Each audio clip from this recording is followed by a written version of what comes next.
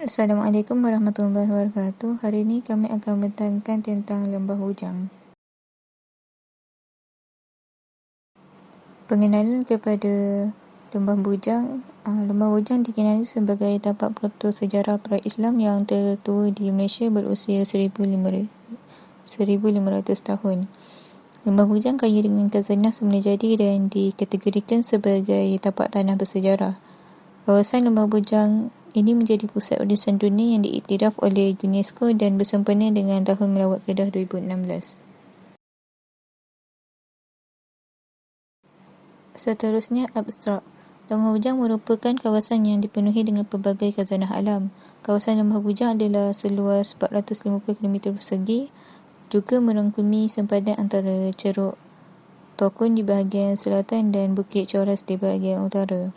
Tempat menarik serta tapak arkeologi akan disentuh selain cadangan penambahbaikan tempat ekopelancongan akan dibincangkan secara tuntas. Sejarah ringkas Lembah Bujang. Nama Lembah Bujang adalah diberikan oleh A. Rashid Ibrahim awal 1960-an. Nama ini diambil daripada anak sungai Bujang iaitu Sungai Merbuk. Kebanyakan tapak arkeologi yang ditemui dalam tahun 1960 hingga 1970-an. Pangkalan Bujang adalah dijadikan pusat perdagangan Kedah suatu masa dahulu selepas Sungai Mas. Pelancongan berasaskan kepada arkeoturism, mempunyai prospek arkeoturism yang tersendiri. Tempat yang menarik ini perlu dipelihara demi generasi akan datang dapat melihat tapak-tapak bersejarah dan peninggalan artifak atau monumen sejak abad ke-2 hingga ke abad ke-14. Kemunculan Lembah Bujang. Lembah Bujang adalah merupakan sebuah kawasan yang terkenal pada masa silam malah sejak awal kurun pertama Masihi lagi. Faktor perdagangan yang berkembang pesat antara India dan China membantu memajukan kawasan ini yang merupakan lalu lintas melalui jalan air Sungai Merbuk ke Kelantan dan ke Laut Cina Selatan.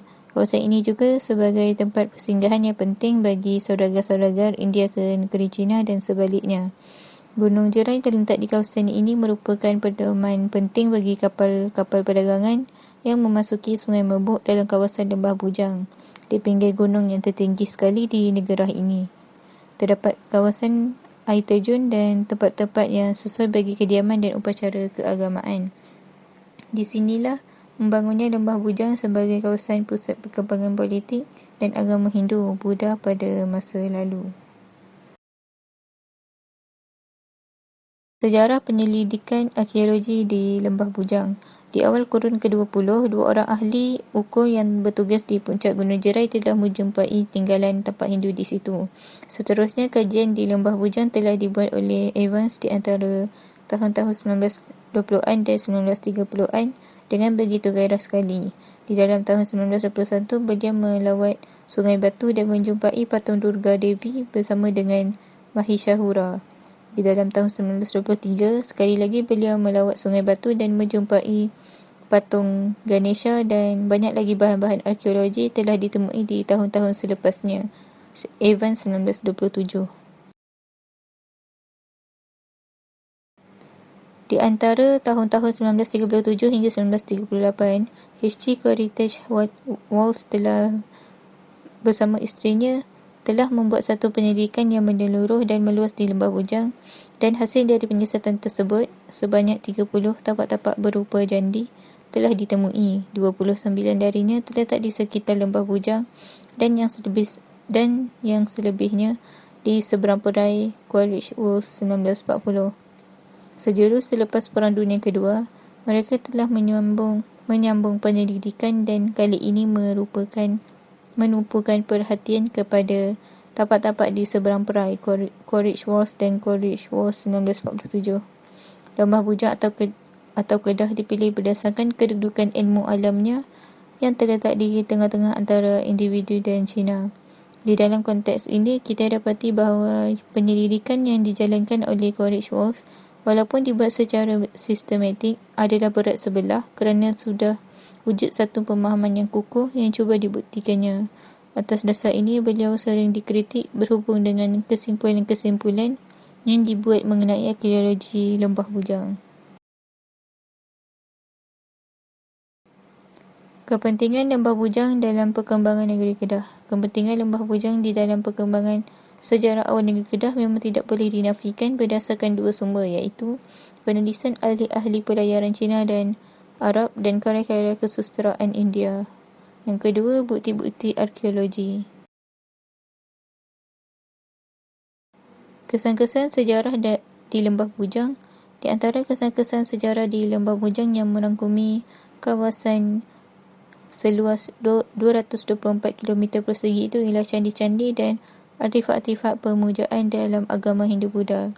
Beberapa buah candi telah dijumpai seperti di Candi Pengkalan Bujang, Candi Bukit Batu Pahat, Candi Pendiat dan lain-lain. Candi Batu Pahat misalnya dipercayai dibina dalam kurun ke-6 Masehi.